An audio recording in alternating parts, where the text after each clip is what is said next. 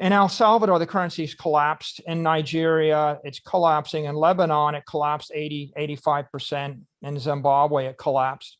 So what is the significance of Bitcoin?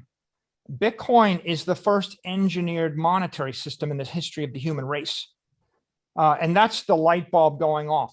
We created an asset sitting on an open computer network, and there's never going to be more than 21 million of them. You can divide it into 2.1 quadrillion Satoshis.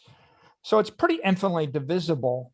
But what it means is the human race has perfected the idea of a bearer instrument like gold, and we fixed all the defects of gold. If I bought $1 billion of gold, the gold miners will keep dumping more gold on the market. If the gold ever goes up by a factor of 10, gold jewelry gets melted down to dump gold on the market.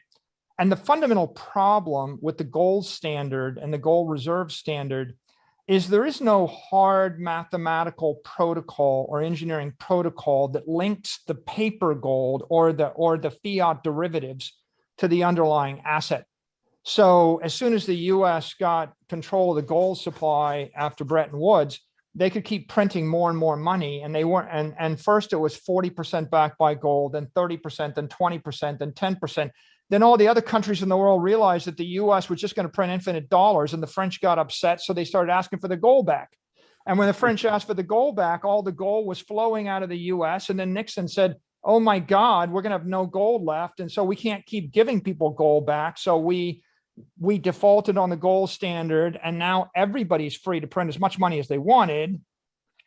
And so that's by the way why you don't want to buy gold, because if you buy gold, a gold banker can basically sell 100 tons of gold for every 1 ton of gold they own. You call it hypothecation. There is no integrity between the paper derivatives and the underlying asset. And the absence of that technical integrity means, and we come back to engineering, it means that that I put energy into the system and it bleeds out 10% a year. So if I had a bathtub bleeding 7% per period, right? The bathtub drains, the swimming pool drains. If I have a leak in a fuselage of an airplane, it won't fly. If I have a leak in a hull of a ship, it won't sail. So Bitcoin's the first thermodynamically sound system. In the developed world, you have banks and you can move money from point to point for a few dollars. And you have Wall Street and you can buy assets like the S&P 500 index. If you had $100,000, if you don't put it into the S&P index, you lost purchasing power every year, 7% of it for a decade. So the store of value in the Western world is I shift my assets into ETFs and index funds and stocks, and I wire money around on Apple Pay or whatever it might be, write a check, it's cheap. In the developed world, 2/3 of Mexicans don't have a bank. In El Salvador, they don't have banks. Billions and billions of people don't have banks. And we say they're unbanked. In India, they don't have a bank. But most people don't really think about what that means. Here's what it means.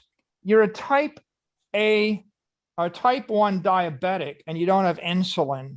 And that means you can eat infinite food, you can't form fat, and you will starve to death. That's what that means. If you can't store economic energy over a long period of time, it means that you can work yourself to death.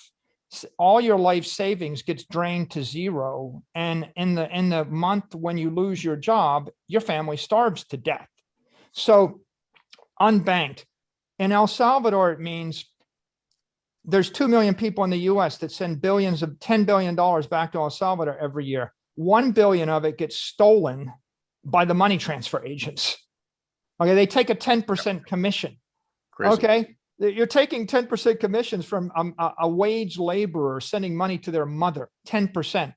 The Visa and MasterCard network, by the way, take 2.5%. They're monopolies. Okay, but 2.5% is painful. 10% is brutal. Then you have to get the money through a Western Union office, which means travel for 2 or 3 hours, and maybe you get mugged on the way. And when you get the money in a currency. In certain third world countries, you get the money in the local currency, which is losing 30 to 40% of its value a year.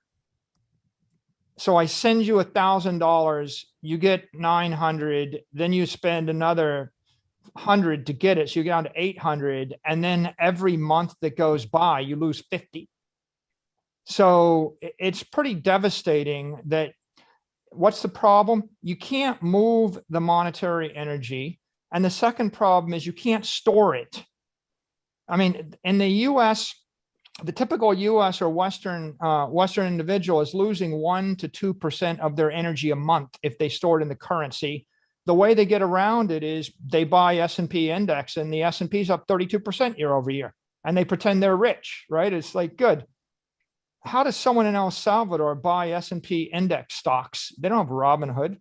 They don't have a bank, Yep. right? So you're living hand to mouth. So the significance of Bitcoin for them is you can take a $50 Android phone, download a software wallet.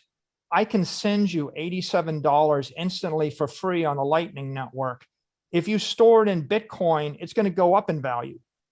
And otherwise you can spend it, and you're not at the mercy of I'd like to say banks, but the banks don't care. You're not at the mercy of the money changers. And the best case is El Salvador, where they use the US dollar. So they're only losing 1 to 2% of their purchasing power a month. The worst case is Zimbabwe, which means that somebody runs the country. You have to buy the local currency, and that person that runs the country gives billions of dollars of that currency to their buddy. And you better spend the currency, because it'll only be worth half as much in 4 weeks or 8 weeks. And in the real worst case, they tell you it's illegal to hold any other asset. I can't hold land. I can't hold gold. I can't buy stocks. And so, you know what? It's literally like taking your insulin away and making all of you diabetics and saying it's illegal to store fat on your body. Good luck with that. In the one day when you can't find food, you will surely die. Okay, countries that are poorly managed lose their currency privileges. And what we can see is that at 100 countries in the world are all losing their currencies. Everybody's basically, the Venezuelans not going to have a currency. The Zimbabwe don't have a currency.